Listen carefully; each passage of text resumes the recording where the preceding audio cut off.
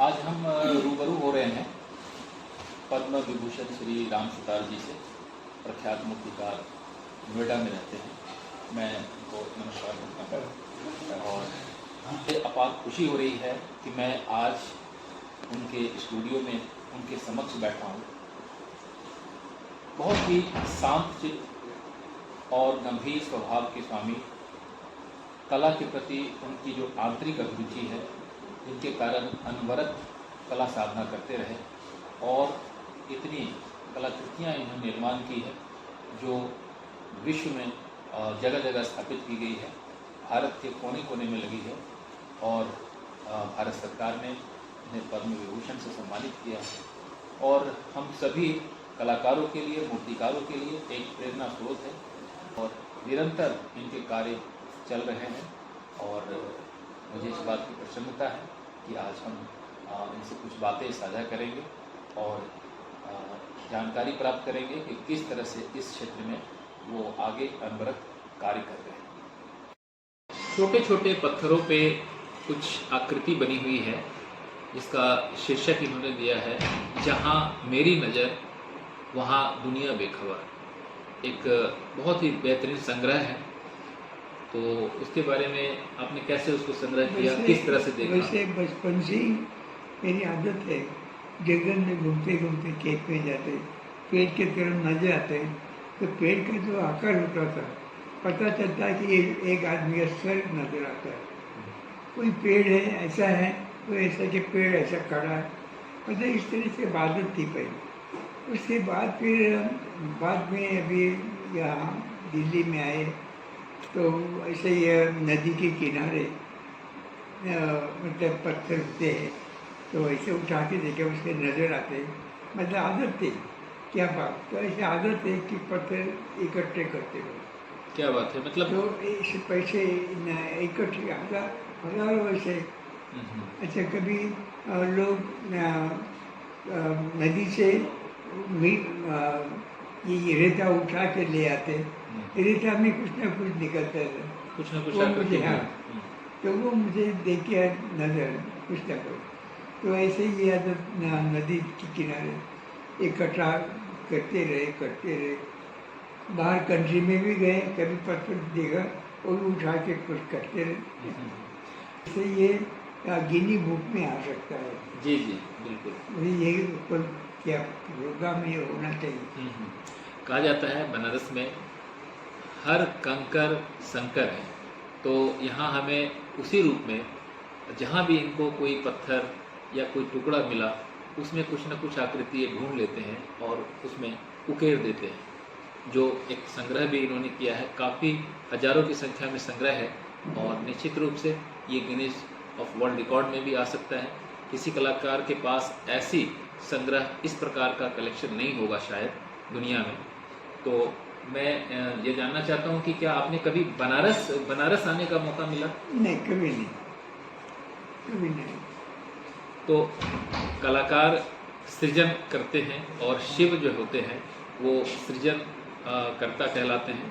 तो एक सृजनात्मक क्षमता जो है हर व्यक्ति के अंदर शैव तत्व विद्यमान होता है।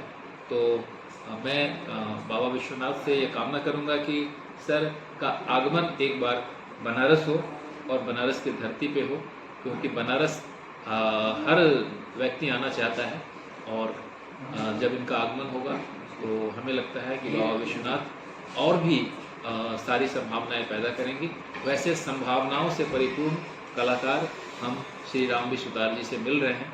आदरणीय श्री राम सुतार जी से हम ये भी जानना चाहेंगे कि आप आज तक जितनी भी विभूतियों की प्रतिमा बनाई, क्या जिसमें विशेष गांधी जी की प्रतिमा आप मानते हैं जी, इसके अतिरिक्त आप कोई ऐसी प्रतिमा जो आप चाहते हैं कि भविष्य में हम ऐसा बना पाते, ऐसी कोई परिकल्पना आपके पास अभी तक अपने मन में है जो हम भविष्य में कर पाएँ, कोई ऐसी योजना, ऐसा कोई व्यक्तित्व? कुछ तो बात नहीं है, मगर आजकल तो यही विचार है, जिन्होंने देश के लिए, दुनिया के लिए काम किया है उनकी याद में जो सिर्फ किताबें वगैरह नहीं, मगर मूर्ति बननी चाहिए उससे पता लगता है कि क्या टाइप का आदमी था, कैसे चलते थे, क्या एक्सप्रेशन था, क्या कपड़े थे, सब पता लगता है।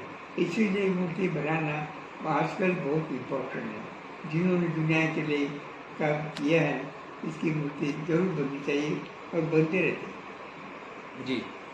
तो और ये मूर्तिमान जब हम किसी ऐसे महान विभूति का करते हैं तो निश्चित रूप से भावी पीढ़ी के लिए भी, उनको समझने के लिए भी आसान हो जाता है और एक प्रेरणा स्रोत भी बनता है। और इस ख्याल से बिल्कुल सही इन्होंने कहा कि उनकी प्रतिमा बननी चाहिए, और जब प्रतिमा के हिसाब से उनका व्यक्तित्व हमारे सामने प्रकट होता है, जो जैसे आज गांधी जी को जिन्होंने नहीं देखा वो प्रतिमा के माध्यम से उनको देख पाते हैं, उनके संदेशों को जान पाते हैं, उनके विचारों से रूबरू हो पाते हैं और उन्हें एक गांधी मार्ग पे चलने के लिए एक रास्ता मार्ग प्रशस्त होता है जीवन में। तो ये सही बात है। एक ये भी जानना चाहते हैं कि आप जिस तरह से स्टूडियो में काम करते हैं, आप मतलब जब काम करते समय किस तरह की अनुभूति होती है? मिट्टी में जब आप काम करते हैं, कई बार होता है कलाकार काम करते करते खो जाता है, उन्हें कोई चीज़ का शुद्ध नहीं रहता है, तो आप मिट्टी में जिस समय काम करते हैं, किसी ऐसा शिल्प कभी को लाइफ करते हैं, में ऐसा नहीं हुआ। काम करते गए बीच में कुछ गड़बड़ हो गया, छूट गया, कभी नहीं हुआ। हम लगातार हमें काम सुबह से लेकर शाम तक जितना हो सके काम लगातार करते रहते। ऐसे ही कामों का टाइम पास नहीं करता, उसमें मन न रहता है। अब एक उदाहरण करता हूँ। हम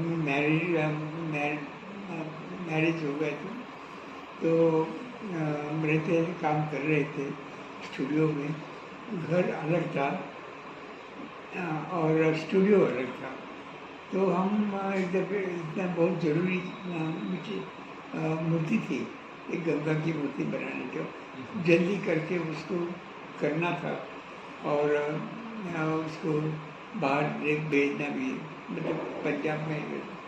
तो लगातार काम करना, जल्दी कर करके पूरा दिन हुआ, रात भी काम किए, पूरा दिन फिर ही रात, फिर सुबह भी काम करते रहे।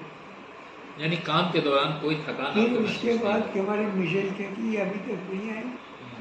तो पड़ोस को कहा इसका कि पड़ोस ने कहीं पुलिस को रिपोर्ट दिया, फिर पुलिस फिर तैराक करते करते आए, फिर घर पहुँचा तो ये काम कर रहे हैं, इनके पास मोटरसाइकिल है, वहाँ करिए। मतलब लगातार काम करना भी हमारी बहुत आदत है। जी, मतलब अपनी रुचि का काम करने में, कला कर्म करने में कोई थकान महसूस नहीं होता है। जैसा कि आज लोग इस बात को मानते हैं कि पोर्ट्रेचर करना या एकेडमिक पद्धति में काम करना कमर्शियल पुट देना कहलाता है। तो क्या राम सुतार जी केवल कमर्शियली काम करते हैं या क्या विचार रखते हैं कला के प्रति? मैंने कभी पैसे मिलेगा इसीलिए मैं काम कर रहा हूँ, ऐसा नहीं। हमें प्यार है वो व्यक्ति के बारे में कुछ करना वगैरह, तो वो बस काम करते। मैंने कभी सोचा ना कि इसको मुझे ये मिलना चाहिए, वो मिलना, उसके तभी मैं करूँगा, ऐसा कभी नहीं हुआ। मैंने काम किया, वो जो चाहे वो दे देते, मैंने एक्सेप्ट किया। जहाँ की तरफ एक चंबल की मूर्ति है जी, चंबल, रिवर गार्डन चंबल, बहुत बढ़िया खूबसूरत मूर्ति है। तो वहाँ चंबल देवी की। हाँ, तो वहाँ उसी बातचीत कर रहे थे चंबल बनाने के ऊपर। तो सोचा कि कैसी मूर्ति बननी चाहिए, इतनी बड़ी मूर्ति चाहिए। तो सोच के कि वहाँ जाके वो एक मिनिस्टर उनको कहा कि वहाँ हम गए थे साइड पे और वहाँ इतनी बड़ी मूर्ति बननी चाहिए, 30-40 फीट की, 45 फीट की मूर्ति बननी चाहिए। वो कहते कि भाई साहब मेरे पास सिर्फ 10,000 रुपये है, आपको इसमें जो कुछ करना करो। मैंने कहा ठीक है, मान लिया 10,000। मुझसे मेरे ख्याल से यह डैम में काम चल रहा है कंक्रीट का, कंक्रीट दे दो और कोई लेबर दे दो, दैट्स ऑल।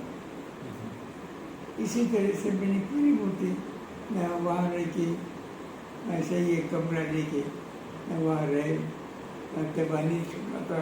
उसके लिए हम 3 पहिए की साइकिल भी उस टाइम छोटा आदमी था, तो इस तरह की वो मूर्ति बना बहुत खूबसूरत प्रतिमा है। और तो गंगा की जो प्रतिमा आने को लगी, हम ले गए थे, हम्म, तो उस किनारे मूर्ति दिखाई देते, या आने कहते कि छोटी मूर्ति है, अच्छा, काफी दूर से देखने में। छोटे वाली, और उनकी थोड़ी मूर्ति दिखाई दे रही। अच्छा, एक स्टैचू ऑफ यूनिटी जो आपने बनाई है, हाँ। उसके बारे में कुछ बताइए। खैर, जब गांधी जी की मूर्ति बनी पार्लियामेंट में, जी, लोग कहने के लिए कि सिर्फ गांधी जी की मूर्ति पार्लियामेंट में क्यों, और भी दूसरे लोग भी होनी चाहिए। इसके मुताबिक फिर गांधी जी होने के बाद नेहरू जी, इंदिरा जी, मौलाना आजाद, इस तरह से और भी मूर्ति बनना शुरू हो गई। उसी में ही फिर सरदार पटेल की भी मूर्ति वहाँ बनी, जी, वहाँ बनाई है। पहले तो छोटी बनाई थी, फिर बड़ा 18 फुट की बनाई। तो आगे चल के फिर ये मोदी ने मतलब उनके विचार में सरदार जी की मूर्ति बननी चाहिए, इसलिए सर सोचा कि ये मूर्ति बननी चाहिए। तो एक ऐसे ही एक अनिल कहते हैं, कोई एक ऐसा कोई एक हिस्टोरियन था, तो उसको मोदी ने कहा कि आपको मतलब इस तरह से मॉन्यूमेंट बनाने के लिए कौन सी मूर्ति अच्छी रहेगी सरदार पटेल की। तो उसको मतलब बहुत सारे मूर्तियाँ बताई, देखिए उसने, आखिर में उसने यही कहा कि ये जो मूर्ति राम सीता ने बनाई वो सबसे बेस्ट। ये सोच के फिर मोदी ने उसी के ऊपर से में आगे तो और सबसे बड़ी और जल्दी बनाने के लिए मतलब कौन बना सकते, कहाँ बना सकते, ये सब सर्च किया, इस तरह से मूर्ति बनी। तो ये भारत में ही बनी है? मैंने सुना है कि हाँ, कास्टिंग तो इसका बाहर जल्दी हुआ है, बनने विदेश के में लिए हुआ है। जी, हमारा मॉडल हम्म, मॉडल के ऊपर से फिर चाइना ने वो एक प्रोसेस होता है, हर एक पार्ट का फोटो लेके इलाज करते हैं, ऐसे पार्ट्स बनाए। अच्छा, तो अपने यहाँ प्रोसेस मालूम नहीं था, उनको पता था, उन्होंने ये प्रोसेस से सारी पुर्जे बनाई और हमने वहाँ जाके अटैच करके बनाया। अच्छा। यानी उसकी डमी छोटी बनी और उसको स्कैन करके उन्होंने इनलार्ज किया हाँ। उस लेवल पे, और फिर कास्टिंग वहाँ होकर के यहाँ इंस्टॉल हुआ। ये यानी मूल प्रतिमा आपकी रही और आपके प्रतिमा को और विदेशों, हम वहाँ जाके काम भी करते थे, जी, चाइना जाके। तो तकनीकी के तौर पे हमें थोड़ा सहायता लेना पड़ा हाँ। और ये जल्दी प्रतिमा लगी होने के गई। लिए जी, टेक्निकल। तो आज विश्व की सबसे टॉलेस्ट प्रतिमा मानी जाती है और यह गौरव भी इन्हें प्राप्त हुआ कि ऐसी प्रतिमा बनाने का जो अपने आप में बहुत बड़ी बात है। और आज देश भर से ही नहीं बल्कि विदेशों से भी लोग वहाँ देखने आते हैं उस प्रतिमा को, और एक विशाल मूर्ति कला में स्थापित किया है भारत ने, और इसका श्रेय मोदी जी की परिकल्पना को भी जाता है और मूर्तिकार राम सुतार जी ने इसे साबित कर दिखाया है। यह हम सभी के लिए, हम सभी कलाकारों के लिए, पूरे भारतवासियों के लिए गर्व का विषय है। एक सवाल और मन में उठ रहा है कि किसी कलाकार के लिए जो नए छात्र मूर्तिकला के क्षेत्र में आ रहे हैं या आना चाहते हैं, तो उनके लिए आप क्या कहना चाहिए? उन्हें किन किन बातों का ध्यान रखना चाहिए? अगर वो छात्र मूर्तिकला का उन्हें नहीं पता है बहुत सारी चीज़ें, वो नया वो मूर्तिकला की तरफ प्रभावित हो रहा है और उस विषय को लेकर आगे बढ़ना चाहता है, तो आप ऐसे छात्रों के लिए क्या कहना चाहेंगे? खैर एक आदमी का एक